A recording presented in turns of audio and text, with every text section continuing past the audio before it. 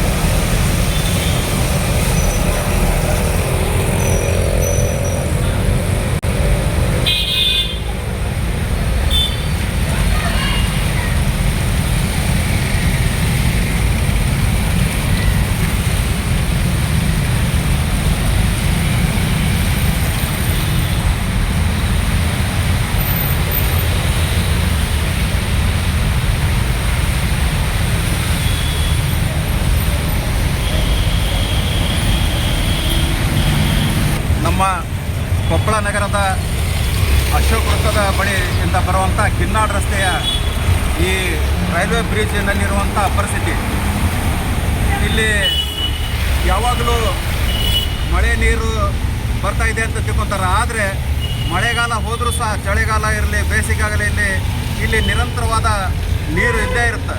ಅಂದರೆ ಇದು ನೀರು ಎಲ್ಲಿಂದ ಬರ್ತಾ ಇದೆ, ಎಲ್ಲಿಂದ ಇದು ಶೆಲೆ ಇದೇನೋ ಏನೋ ಅನ್ನೋವಂಥದ್ದು ಜನರಿಗೆ ಕಾಡ್ತಾ ಇದೆ. ಆದರೆ ಇಲ್ಲಿ ಸಂಬಂಧಪಟ್ಟ ಅಧಿಕಾರಿಗಳು ಇದೇನು ಬ್ರಿಡ್ಜ್ ನಿರ್ಮಾಣ ಮಾಡಬೇಕಾಗಿತ್ತು ಆ ಸಂದರ್ಭದಲ್ಲಿ ಕಳಪೆ ಕಾಮಗಾರಿ ಮತ್ತು ಅವೈಜ್ಞಾನಿಕವಾಗಿ ಕಾಮಗಾರಿ ಮಾಡಿದ್ದಾರೆ ಅನ್ನೋವಂಥದ್ದು ಇಲ್ಲಿ ಆರೋಪಗಳಿಗೆ ಕೇಳಿ ಬರ್ತಾ ಇದೆ.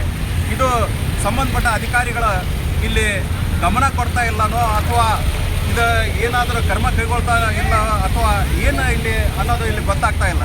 ಅಂದರೆ ಸಂಬಂಧಪಟ್ಟ ಅಧಿಕಾರಿಗಳು ಕಳಪೆ ಕಾಮಗಾರಿ ಆಗಿದ್ದು ಅಥವಾ ಅವೈಜ್ಞಾನಿಕ ಕಾಮಗಾರಿ ಆಗಿದ್ದು ಇಲ್ಲಿ ಯಾವ ರೀತಿಯಲ್ಲಿ ಕಾಮಗಾರಿ ಮಾಡಿದ್ದಾರೆ ಅನ್ನೋದ್ರ ಬಗ್ಗೆ ಪರಿಶೀಲನೆ ಮಾಡಿದ್ದಾರೋ ಇಲ್ಲ ಗೊತ್ತಾಗ್ತಾ ಇಲ್ಲ. ಇಲ್ಲಿ ಕರಪ್ಷನ್ ನಡೆದಿದೆ ಅನ್ನೋದು ಸ್ಪಷ್ಟವಾಗಿ ಕಾಣ್ತಾ ಇದೆ. ಇಲ್ಲಿರುವಂಥ ಅಧಿಕಾರಿಗಳು ಅವರು ಸಹಿತ ನಿರ್ಲಕ್ಷ್ಯ ಮಾಡಿದ್ದಾರೆ. ಆಮೇಲೆ ಚುನಾಯಿತ ಪ್ರತಿನಿಧಿಗಳು ಇಲ್ಲಿ ಸಂಬಂಧಪಟ್ಟಂಥ ಚುನಾಯಿತ ಪ್ರತಿನಿಧಿಗಳು ಇಲ್ಲಿ ಯಾವಾಗ ನೋಡ್ತಾ ಇದ್ದಾರೋ ಏನೋ ಕ್ರಮ ಕೈಗೊಳ್ತಾ ಇದ್ದಾರೋ ಏನೋ ಅನ್ನೋದು ಏನೂ ಗೊತ್ತಾಗ್ತಾ ಇಲ್ಲ. ಅಂದರೆ ಸಂಪೂರ್ಣವಾಗಿ ಅಧಿಕಾರಿಗಳು ಮತ್ತು ಚುನಾಯಿತ ಪ್ರತಿನಿಧಿಗಳ ನಿರ್ಲಕ್ಷ್ಯ ಮಾಡಿದ್ದಾರೆ ಅನ್ನೋದು ಇಲ್ಲಿ ಗೊತ್ತಾಗ್ತಾ ಇದೆ. ಇಲ್ಲಿ ಈ ಹಿಂದೆ ಇದ್ದಂಥ ಸಂಸದರು ಸಂಗಣ್ಣ ಕರಡಿ ಅವರು ಇದ್ದಾಗ ಈ ಒಂದು ಕಾಮಗಾರಿ ನಡೆದಿದೆ. ಅವರಿದ್ದಾಗ ಇಲ್ಲಿ ಕಾಮಗಾರಿ ನಡೆದರೂ ಸಹಿತ ಅವರು ಯಾವುದೇ ಕಾರಣಕ್ಕೆ ಅವರು ಕ್ರಮ ಕೈಗೊಂಡಿಲ್ಲ. ಆಮೇಲೆ ಇಲ್ಲಿ ನಡೆದಂಥ ಕಾಮಗಾರಿ ಇಲ್ಲಿ ಏನು ಕಾಮಗಾರಿ ನಡೆದಿತ್ತು ಅವಾಗ ಸಂಸ್ಥಾ ಸಂಗಣ್ಣ ಕರಡಿ ಅವರ ಆ ಸಂದರ್ಭದಲ್ಲಿ ಸಂಸದರಾಗಿದ್ದ ಸಂಗಣ್ಣ ಕರಡಿ ಅವರ ಮನೆ ಸಹಿತ ಈ ಕಡೆನ ಇತ್ತು. ಅವ್ರು ದಿನನಿತ್ಯ ಅಡ್ಡಾಡ್ತಾ ಇದ್ರು ಇಲ್ಲಿ. ಕಾಮಗಾರಿ ಮುಗಿದ ನಂತರ ಸಹಿತ ಅವರು ಅಡ್ಡಾಡಿದರು.